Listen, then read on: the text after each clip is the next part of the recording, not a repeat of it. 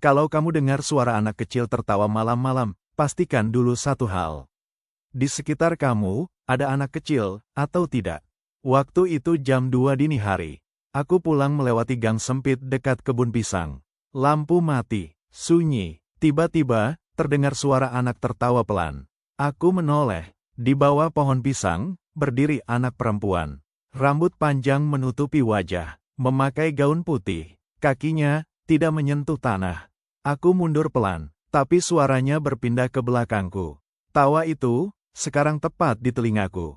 Saat aku menutup mata dan membaca doa, dia berbisik. Aku bukan anak-anak, aku yang nunggu kamu pulang.